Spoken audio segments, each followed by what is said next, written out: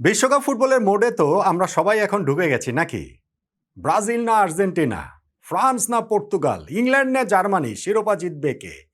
কে হবেন এই বিশ্বকাপের সেরা খেলোয়াড়, সর্বোচ্চ গোলদাতা? কারা আলো ছড়াবেন? Lionel Messi, Cristiano Ronaldo, Neymar, Harry Kane, কারা এই বিশ্বকাপটা আলোকিত করবেন? তবে এর মধ্যেও বাংলাদেশ জাতীয় ক্রিকেট দলের একটা সিরিজ শুরু হচ্ছে আজ অস্ট্রেলিয়ার বিপক্ষে।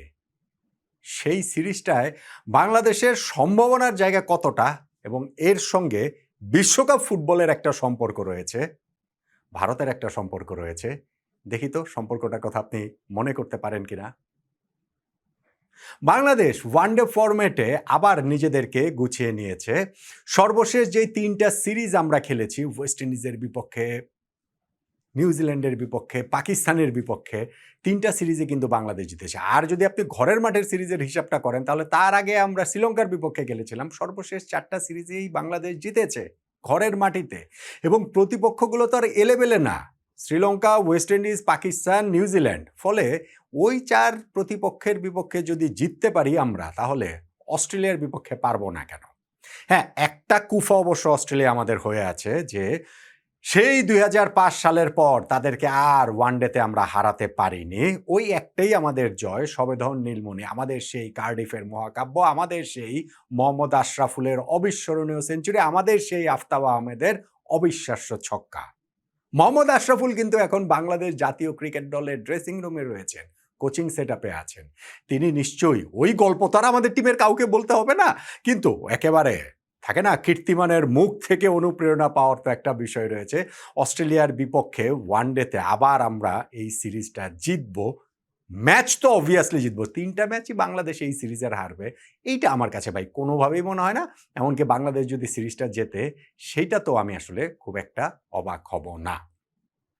বাংলাদেশ অস্ট্রেলিয়া নিয়মিত তো আর দেখা হয় না। ওয়ানডে সিরিজের কথা বললে ২০১১ সালে সর্বশেষ এই ২টা দল মুখোমুখি হয়েছিলাম আমাদের বাংলাদেশের মাটিতে, ওয়ার্ল্ড কাপের পরপর ওই সিরিজটা, যেইখানটাতে শেন ওয়াটসনের ওই ১৮৫টা বেশি করে মনে রয়েছে। ফলে আমাদের জন্য এইবার অনেক হিসাব নিকাশ চুকানো রয়েছে। না, হিসাব নিকাশ চুকানো মানে কি অস্ট্রেলিয়ার বিপক্ষে জিতলে কি বাংলাদেশের এতদিনের সবকিছু মানে সমান সমান হয়ে যাবে তা না।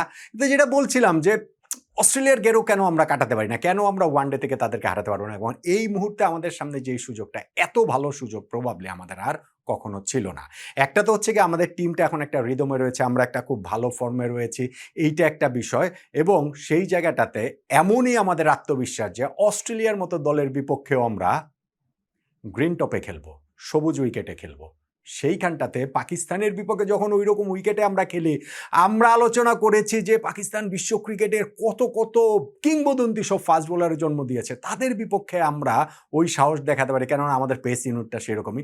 এখন অস্ট্রেলিয়ার বিপক্ষেও আমরা ঠিক সেই একই কাজ করতে যাচ্ছি, কেননা আমাদের পেস বোলিংয়ে রয়েছেন একজন মুস্তাফিজুর রহমান, একজন তাসকিন আহমেদ এবং একজন নাহিদ রানা, যার গতির ঝড়ে পুরো ক্রিকেট বিশ্বই এখন তার বন্দনায় আসলে মাতোয়ারা।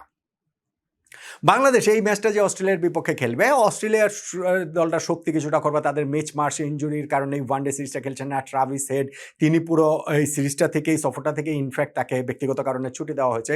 বাংলাদেশে এত কিছু দেখার বিষয় না, এগুলো বরং আমাদের জন্য অ্যাডভান্টেজ, এবং সেই অ্যাডভান্টেজটা আমাদের কাজে লাগাতে হবে। সেই কাজে লাগানোতে প্রথম ম্যাচটাতে বাংলাদেশের 11টা আসলে কীরকম হবে, চমকের জায়গাটাকে আসলে আমি খুব একটা দেখছি না। এটা খালি খালি শুধুমাত্র বলার জন্য বলা, আপনাদেরকে একটু উস্কে দেওয়ার জন্য বলা, কিন্তু ধরেন যেরকম একাদশ হওয়ার কথা ছিল বাংলাদেশের এই ম্যাচটাতে, সেই রকমই একাদশ হবে বলে আমার ধারণা।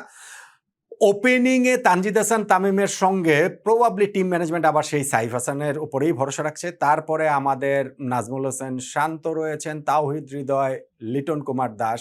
নাম্বার 6 যে পজিশনটা, সেইটা খুব ইন্টারেস্টিং। মোসাদ্দেক হোসেন সৈকত, আমি সৈকতকে 11-এ দেখছি, সৈকত এই ম্যাচে 11-এ খেলবেন।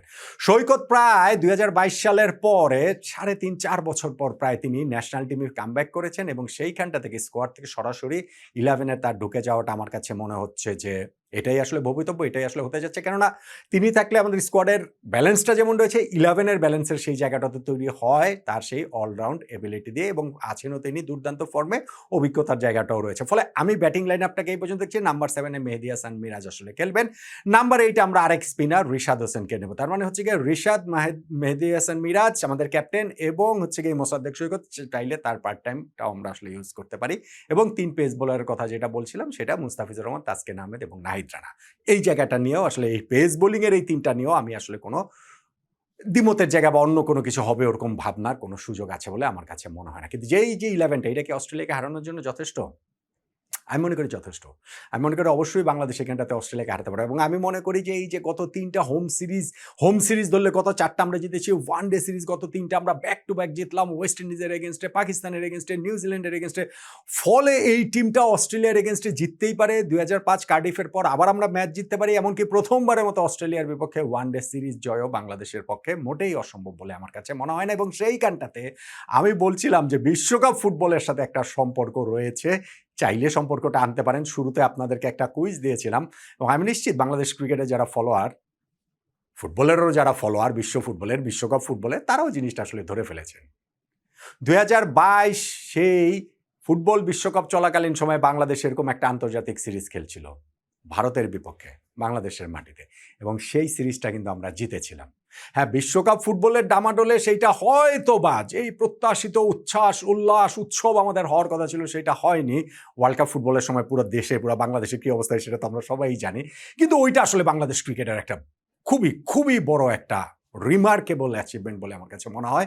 ফলে অস্ট্রেলিয়ার বিপক্ষে এখন ৪ বছর, ৩.৫ বছর পরে আরও একটা বিশ্বকাপ ফুটবল যখন চলছে, আরও একটা বিগ টিমের এগেনস্টে যখন আমরা একটা ক্রিকেট সিরিজ খেলছি, সেইবার যদি ভারতকে হারাতে পারি তাহলে এইবার অস্ট্রেলিয়াকে কেন হারাতে পারবো না? অস্ট্রেলিয়ার বিপক্ষে এই সিরিজটাতে বাংলাদেশ যদি কোনো ম্যাচ না জিতে আমি ভীষণ অবাক হব। অস্ট্রেলিয়ার বিপক্ষে এই সিরিজটাও যদি বাংলাদেশ জিতে যায় তাহলে আমি মোটেও অবাক হব না। মেহেদী হাসান মিরাজের দলের উপর এই লাল সবুজ পতাকার যারা বয়ে নিয়ে যাচ্ছেন ক্রিকেট মাঠে তাদের উপর আমার ততটাই আস্থা, ততটাই বিশ্বাস। আপনিও কি সেটা বিশ্বাস করেন না? বলুন তো দেখি।